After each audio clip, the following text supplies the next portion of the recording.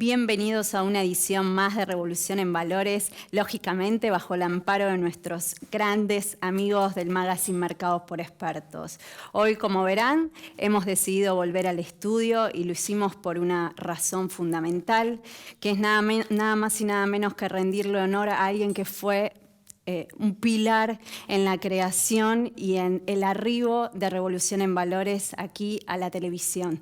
Se nos ha ido un amigo, un hermano del alma, y este es nuestro pequeño tributo a nuestro querido Aquiles Cerredo. Él realmente le rindió honores a nuestra marca, a nuestra fundación, a Revolución en Valores. Practicó la caridad y se entregó sin condiciones a su familia y a sus amigos. Por vos, amigo, y ahora tenemos nuestro custodio que nos mira desde el cielo y nos protege a todos. Pero como el show debe continuar, es una máxima conocidísima por todos, quisimos compartirles de algún modo el testimonio de un gran profesional que hoy nos acompaña. Él es médico, oriundo de San Juan, pero vive hace más de 20 años en la ciudad de Mar del Plata. Como les dije, estos misterios de la vida, ¿no es cierto?, hacen que hoy podamos abrazar nuestro dolor, pero tratemos de transformarlo. Y justamente él es un médico, nuestro acompañante,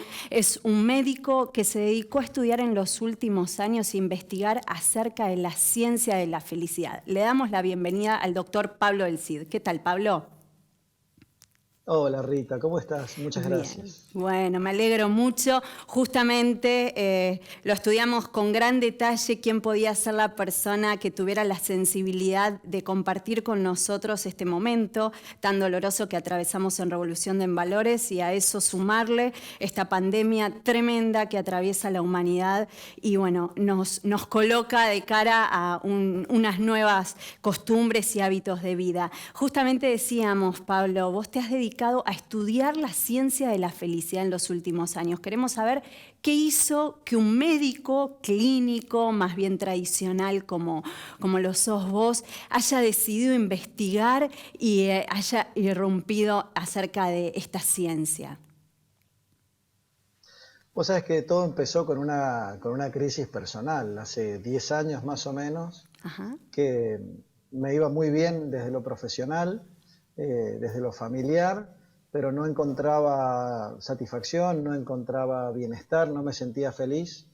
Pude darme cuenta que no estaba logrando esa felicidad, que no me estaba sintiendo bien, y como un poco llevado por esa corriente empecé a buscar. Siempre he sido de los que creen que el conocimiento es una fuente inagotable de obtener respuestas para las cosas, así que empecé a leer y a investigar, y cuando te empezás a meter, empezás a darte cuenta que hay un montón de gente que investiga sobre la felicidad, sobre el bienestar, sobre qué cosas son las que influyen en que una persona pueda estar más o menos feliz comparados con otras que pueden tener lo mismo, diferentes cosas. Así que me fue arrastrando esa corriente fascinante, y a la primera conclusión que llegué en ese camino fue que la raíz de la infelicidad es esa justamente, que es el desconocimiento. Ajá.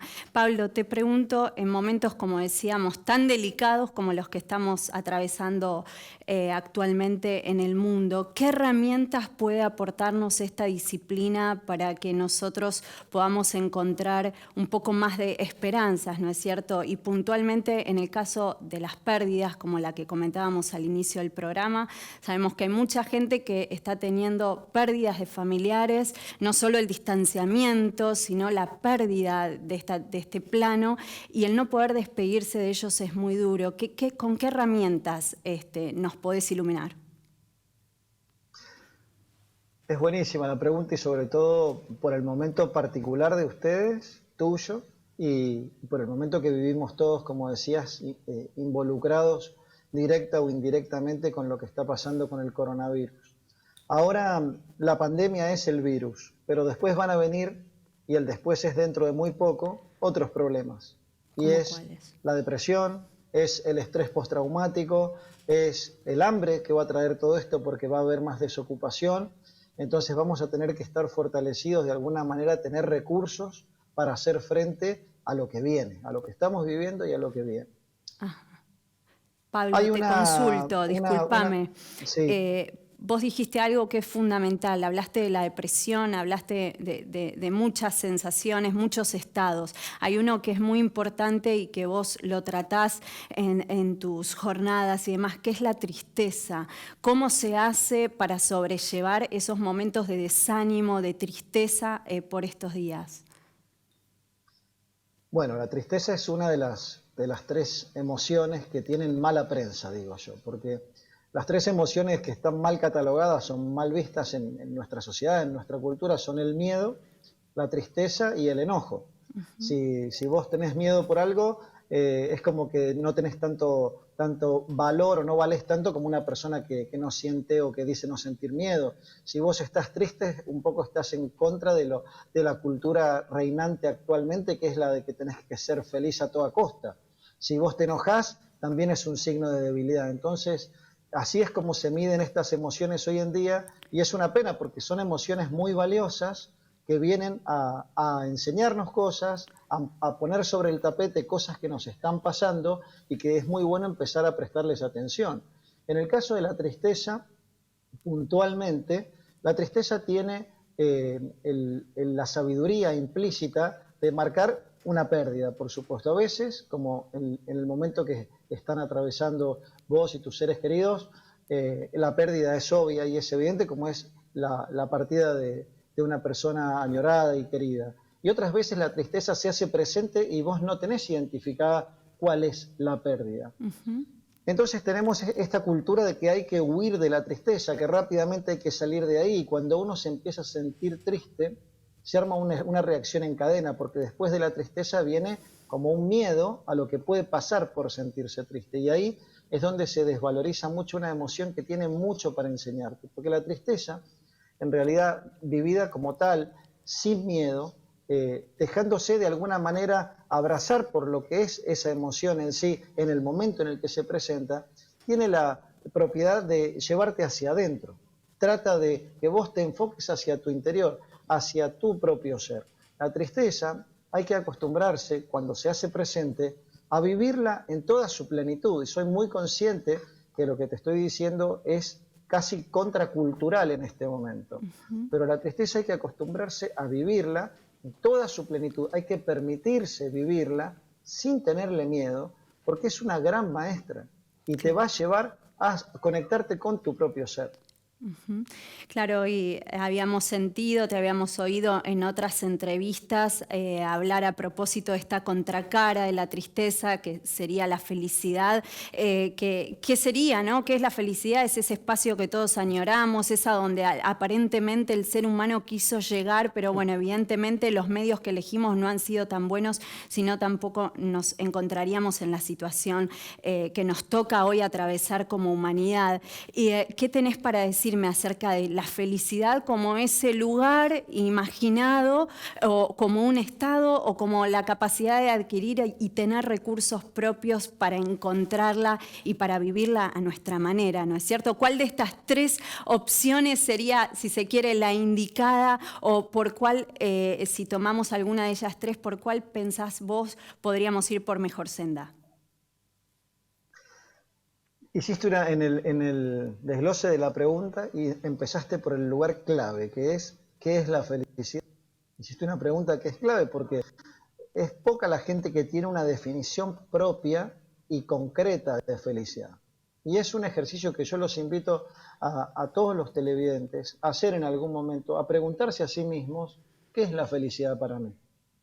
Y tener una definición propia de felicidad es muy importante, porque quizá la felicidad para mí, Pablo del Cid, es una cosa, y para vos, Rita Fiorino, es otra, y para otros es otra.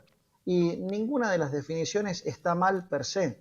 El tema es que hay que conocer qué es lo que vos consideras que te hace feliz, porque si vos no tenés ese concepto en primer lugar, vas a empezar a comprar definiciones de felicidad que te van a vender otros. Entonces vas a creer que hay felicidad en otros lugares y vas a empezar por ejemplo, con el tema del consumo, a consumir cosas, porque se usa la felicidad como un medio de marketing para vender un montón de cosas asociadas a esa palabra. Entonces, está bueno como primer ejercicio preguntarse uno, ¿qué es la felicidad para mí? Y después que vos has llegado a una respuesta o considerás que estás en un punto en el que te satisface la respuesta, vendrá la pregunta siguiente, que es, ¿estoy en el camino de eso que yo defino como la felicidad para mí? Y fíjate que digo el camino, Rita, Sí. porque tenemos culturalmente una idea que la felicidad es una meta a alcanzar. Es algo que tenemos que ir a buscar y que está ya lejos y que tenemos que hacer todo el esfuerzo para ir a alcanzarlo. Y no nos damos cuenta que ese correr detrás de la zanahoria es equivocado el concepto, porque Claro. la felicidad vista como una meta es una ilusión, es inalcanzable. Siempre va a ser la meta, va a correr delante tuyo. Entonces el enfoque es que la felicidad sea el camino, que lo habrás escuchado en un montón de lugares o decirlo a un montón de gente, porque en realidad es un cambio de enfoque que se viene imponiendo de a poco, y es que la felicidad tiene que ser el camino en el que vos estás transitando. Y en ese camino es donde vos podés laburar un montón y empezar a descubrir recursos que todos tenemos y los llevamos dentro nuestro para hacer que nuestro cerebro sintetice felicidad y bienestar. Fantástico. Más allá de las circunstancias en que vos estás atravesando en cada momento en particular. Porque, si me permitís, me explayo un poquito ahí Sí. en algo de lo que es el concepto de felicidad Sí. permanente o duradera, si querés, a lo que es felicidad explosiva, momentánea. Son conceptos distintos y a veces en una sola palabra, que es una palabra muy trillada, vale decir, la felicidad y amor son las dos palabras más trilladas del lenguaje, sin dudas. Sí. En ese concepto de felicidad se mete un montón de cosas que parece que es todo lo mismo. Pero Bien. cuando uno habla de felicidad, cuando yo hablo de felicidad, no me estoy refiriendo al gozo o a la alegría que produce un evento en particular en un momento determinado, sin menospreciarlo, porque también son cosas muy bonitas cuando te pasan cosas que estás esperando o conseguís cosas que venías luchando y te sentís muy bien y te sentís ese gozo en ese momento, está buenísimo y vale la pena experimentarlo. Seguro. Pero hay otro estado que es un estado de felicidad más duradero, es un estado de serenidad interior, de serena alegría, que se puede cultivar.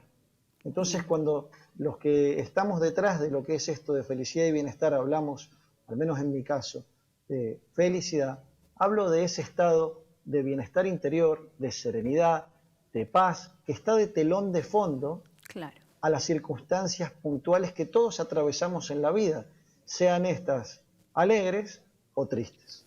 Exacto, muchísimas gracias, es clarísimo el concepto. Pablo, por último, tu visión luego de esta pandemia, ¿qué nos espera? Tu visión por un lado como médico, ¿no es cierto? Y por otro como especialista en esta nueva ciencia de la felicidad. Como médico creo que hay que estar preparado para un proceso largo, y cuando uno dice largo, a veces nota que la palabra no alcanza a impactar de la manera apropiada en los que no están en el rubro médico. Claro.